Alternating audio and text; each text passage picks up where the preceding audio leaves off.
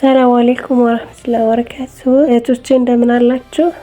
እኔ ሚቲ ነኝ። ዛሬ ለኔም ለእናንተም ትልቅ ቀን ነው።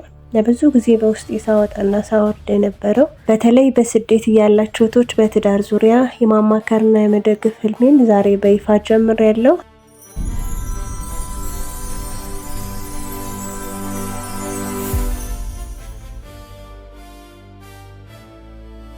ስደት ላይ ሆኖ ትዳርን መምራት ምን ያህል ከባድ እንደሆነ አውቃለሁ። ለዚህም ነው ለሚቀጥሉት 30 ቀናት በየቀኑ አጫጭርና ጠቃሚ ምክሮችን ይዤላችሁ ለመቅረብ በዚህ የ30 ቀን ጉዞ ውስጥ ትክክለኛ የትዳር አጋርን እንዴት እንመርጣለን፣ በስልክ የሚፈጠር ጥርጣሬን እንዴት እናጠፋለን፣ እንዲሁም ከስደት በኋላ ስላለን ትዳርና መሰል ጉዳዮች በየቀኑ እንመካከራለን።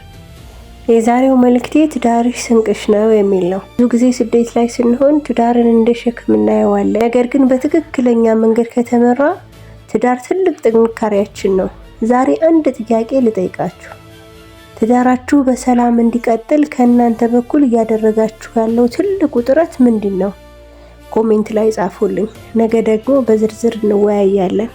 የ30 ቀን ጉዟችን ዛሬ ተጀምሯል። ነገ በሁለተኛ ቀን እስክንገናኝ ድረስ አላህ በሰላም ያገናኘን።